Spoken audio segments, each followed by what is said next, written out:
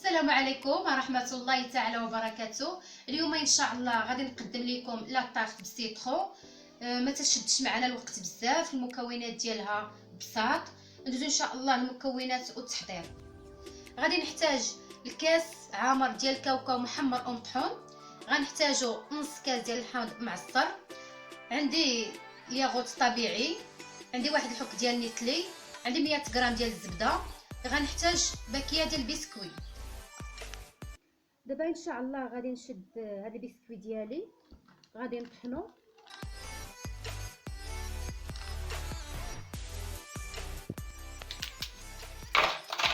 دابا غندير هذا البسكوي يطحن ونرجعوا معكم نكملوا ان شاء الله التحضير. هو بسكوي طحنته. دابا غادي نزيد عليه ديك الكاس ديالي ديال الكاوكاو، غادي نضيف 100 غرام ديال الزبده. غنحاول نخلط هاد البسكوي والزبده مزيان.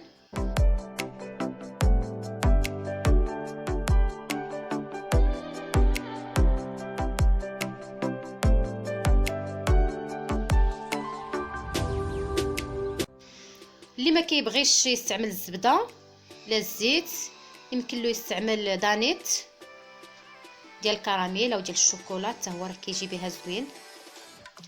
دابا غنستمروا بحال ما هكايا تندخل هاد الزبده في البسكوي.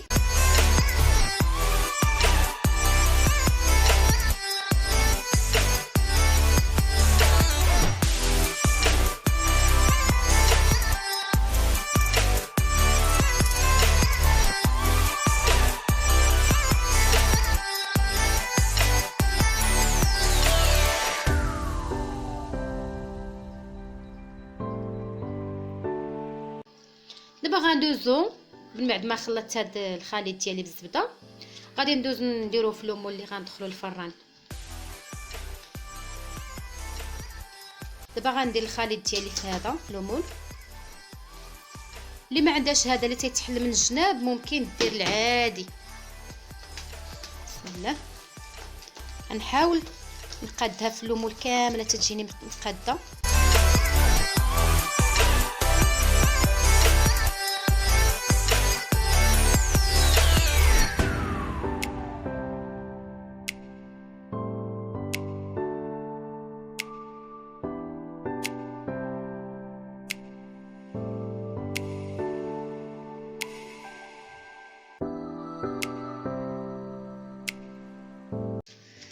دابا غنحاول نقاد هاد البسكوي ديالي في لومول، وغادي ندوزو ندخلوه ان شاء الله الفران بعد 5 دقائق ونرجعوا معكم نكملوا التحضير.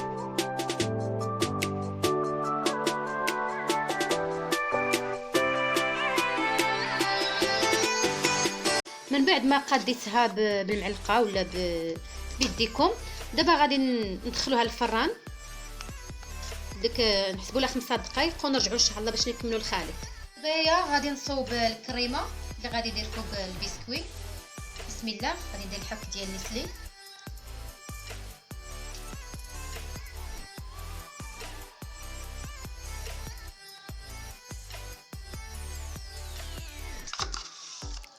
راه درت هنايا 2 حكاك ديال دانون طبيعي.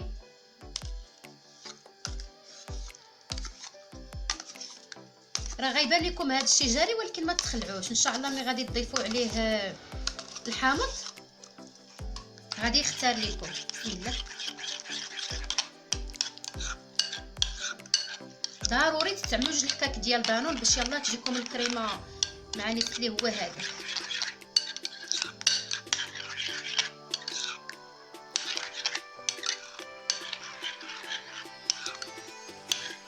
او كتشوفوا راه كيبان لكم خفيف، ولكن من حدنا غنزيدوا الحامض غادي يولي ثقيل.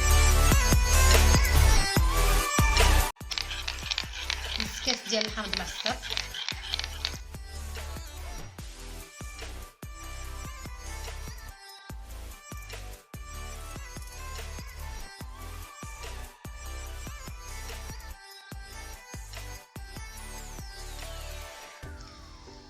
هو دابا البنات من بعد ما درت ليه ديك الحامض ها ولا ثقيل، اون فوا كنزيدو الحامض كيولي خاتر.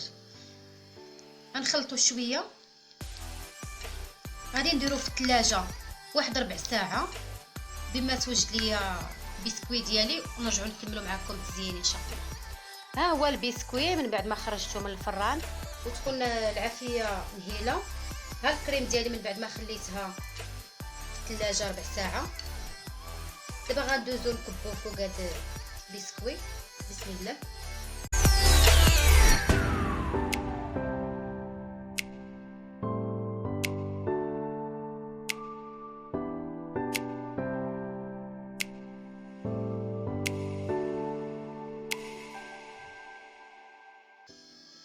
نحاول نوزع هاد الكريمه فوق البسكوي.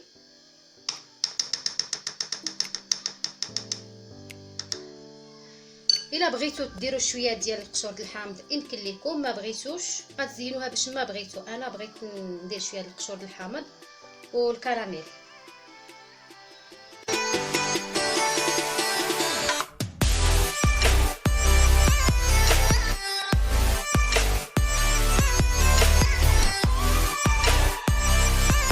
من بعد ما درت القشور د الحامض غادي نستعمل شويه د الكراميل.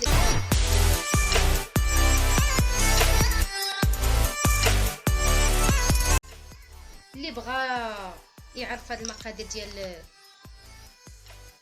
هاد الكراميل ديالنا يدخل القناه. من بعد ما زوقتها بالحامض وشويه الكراميل، دابا ندخلها واحد الساعه للثلاجه ونرجعوا ان شاء الله نوريكم الشكل النهائي.